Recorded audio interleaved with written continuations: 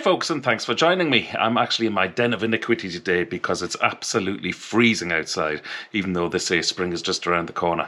Yeah, right. Anyway, a few of you have been texting me, commenting on my videos as well as to how I get the great looking picture and probably just as important, the great sounding audio as well. Even though it doesn't feel as though it was that long ago since I did a helmet cam setup video, technology moves on pretty quick as well. So I'm here to show you exactly what my latest setup is and how I am getting that quality of video and audio on my latest vlogs. So here we go. This is the secret weapon. This is the GoPro 9 Hero Black. And you possibly noticed this on the front of it. This is the lens attachment. It's the Max Lens mod attachment. It's about 90 quid, I think. But for anybody who hasn't bought a Hero 9 Black yet, if you're going to, it's worthwhile paying the €50 a year. I think you get free cloud membership or something like that with it. But what it does do, it gives you huge discounts off all the accessories like the Max Lens mod. And the next accessory I'm going to show you as well. So you can see I've taken the side door off there. There's a reason for that. And that's because it fits into this, which is called the media mod. So when you have this and that slides in there like that, close down that flap, it all locks into place. Now I'll turn it round. So when you have that media mod on, one of the three inputs there is a microphone input. So you don't need the separate audio adapter anymore, which is really good. There's the charging port up above there, and there's a HDMI out as well, so you don't have to take it out of the frame if you want to play the footage back through your telly. It's all there, all accessible, and all covered with the little rubber flaps to make it, well, they say it's not waterproof, it's only water resistant, so if you're out in rain, should be alright. The thing to bear in mind with the Max Lens attachment is, if you are out in rain, because the field of view is so wide, it catches a lot of rain. And I think one of my previous videos recently as well showed just that. I got caught in the rain when I was out, and when I got home I thought the picture would be unusable. Actually, I left it in the video because it did make the point of how wide the lens is. But anyway, if you've got this on front of your chin like that, which I'll show you in a moment, on the helmet, you capture everything, the cockpit of the motorcycle and indeed the road ahead. It's a fantastic looking view, as you can see here. I'm on board the BMW R1200 GS, and just look how much it's taken in of the cockpit, as I like to call it, and indeed the road and the scenery beyond. I think it's a fantastic field of view. It's a brilliant angle. I think it's a 120-degree angle, if I'm correct there. But it takes in everything you need to see on board the cockpit of the bike, all the controls, the speedo. To be honest, it's probably a little bit far away. What I should be doing is leaning in to show you controls, and I'll bear that in mind for all my future vlogs. So what we have next is the chin mount for the helmet. I think I got that off Amazon for about 15 quid or something. It wasn't very much money anyway.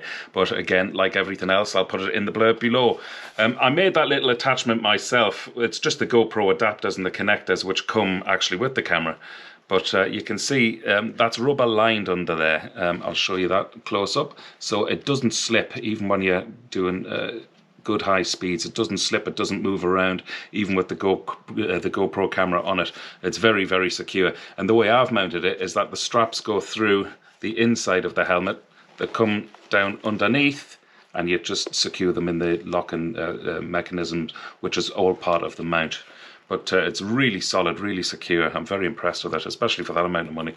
In fact, I've often thought I must buy another one to go on my other helmet as well, rather than swapping this around, because I'm sure over time it would loosen the security of the straps. Anyway, time to put the GoPro on the mount. Alright, it's a little bit difficult to do this one-handed, but I hope you get the idea. So that, yeah, I can't do this one-handed. Hold on, I'll just find somebody to hold the camera whilst I'm doing this on a close-up, alright? So you can see the adapters, like I said, they came with the GoPro. I've loads of those adapters from previous GoPros anyway, and again, you can buy all this stuff third party, you know, on Amazon or the likes of. I put that double join in so you can move the camera either way, left or right, or up or down. And I like to angle the camera back, because obviously when you're riding the motorbike, your head is dipped down a little bit like that, you see. So That's with the camera level now, looking straight forward. And that's pretty much the position of my head when I'm riding a motorcycle. I wouldn't be like that because I'd be looking up at the stars. But it's really easy to move. I never tighten it fully. I just move it around really easy. If you're wondering what the yellow sticker is on the side of it, by the way, it's because I have two of these. I keep this one on the helmet just for the looking forward shot, and whenever I get to the point of interest or the place I'm talking about on my vlogs, I have another one in my pocket, so it just saves all the palaver of swapping everything over, and indeed going into the settings, because I keep this, the settings for this are obviously for the max lens attachment. Now the next thing I want to show you is something equally as important. That's the audio. It's astonishing how many people go out and spend all of that money on a camera and all the little bits and pieces which go with it to go out and vlog, especially on a motorbike, and then they sort of spend 20 quid on a microphone. I never understand that. The sound is as equally important when you're motovlogging, in my opinion. And the more money, it's true what they say, you get what you pay for in all walks of life. So don't be spending 20 quid on a cheap microphone. Go out and invest in a microphone like this, which is a Tram TR50, which I'm using in this case. The other microphone I'd still recommend is a Sanken COS 11. Both of these microphones, now they're not cheap, they're around the 300 quid mark. But they'll last you a lifetime. And when you think about the job that this little capsule has to do, it has to differentiate between all the frequencies of engine noise, road noise, wind noise, and then pick out your voice above it all. So it's got a lot of work to do, that little capsule, and that's what you pay for. So this microphone is fantastic, and so many of you have contacted me to say, how did you get the audio so clean? That's the reason why. And when you have it installed inside the helmet, basically I put the microphone head behind that little bit of sponge at the front where my mouth is, and it's actually, the sponge is secured by the straps of the camera mount. And then I took the excess wire up inside, just tucking it down inside the padding there, and there is the actual jack plug, which I leave tucked away if I'm not vlogging and I'm only out on a spin. I just leave it tucked into the side of the padding on the helmet. But I'll show you now how it all plugs into the media mod. It's so neat. It's a real massive improvement on previous models of using GoPros. And there we have it. That's the setup of the new GoPro Hero 9 Hero Black with audio attached. It's an absolutely incredible little system. And for those of you who want to know what settings I'm using on the GoPro, stick around and I'll show you them in a moment. I've just got to mention something else first. When I watch some other vloggers' videos, no names mentioned, I can't understand why they've got the second GoPro in front of them, blocking the whole view when you should be exported and enjoying the scenery that the riders themselves are experiencing, and all you're looking at is a second GoPro looking back at the vlogger. So what I do is I use one of these. This is my Insta 360 1X. The version 2 is out now, but I can't see any need for it. I just have that. And that gives me shots, first of all, like this. It really is an incredible tool. I'm so impressed by it, and it does exactly what it says on the tin. It's a 360 camera, so there are 360 degrees of view from any one camera position.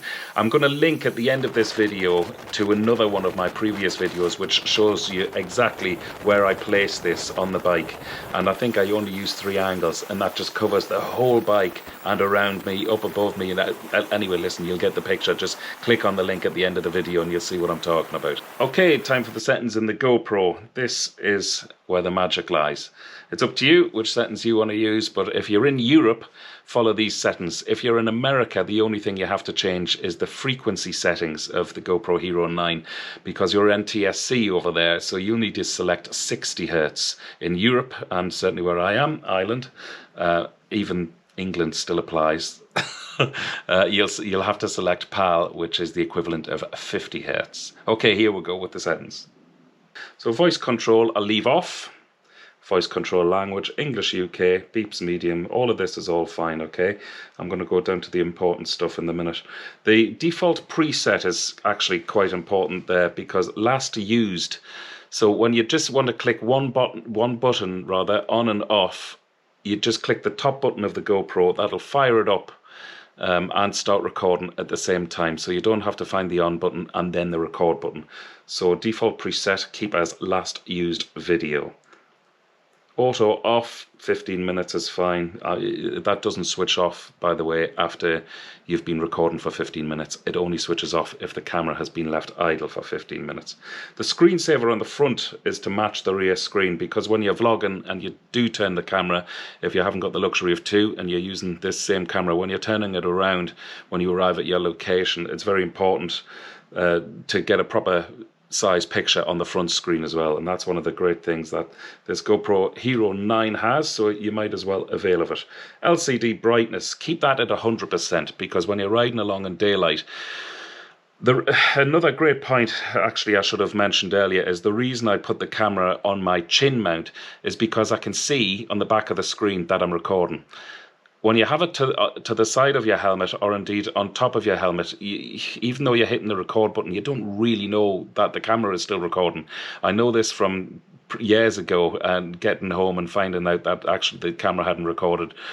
So to have it on the chin mount is very reassuring, and keep the brightness up so you can see the picture as well. Orientation on all, don't bother with the GPS, language English, and the anti-flicker is 50 Hz. That's the same. It's quite confusing actually. I don't know why they just didn't put it as PAL or NTSC, because that's all it does. And you can see if I flick into that, you have the option of 60 Hz, which is for, like I say, anybody in America. Must remember to flick that back over. Now, if you show the max lens shortcut, that comes up on the screen on the rear, so you don't have to go into the menu system if indeed you want to take the max lens mod off when you arrive at a location. You can just hit the button on the back of the screen to select the normal lens, and it can see that max lens is attached there. Now all the other things like deleting your last file and everything else is pretty standard, pretty functional. And that's it, folks. That's my setup, and they are my settings with the max lens mod and the media mod. Oh, and don't forget the microphone inside the helmet and the Insta 360 1X. So all in all, I think the price of all of that comes to around €1,200 roughly. But it's an investment, especially if you're serious about vlogging, or even if you just want to record your day trips.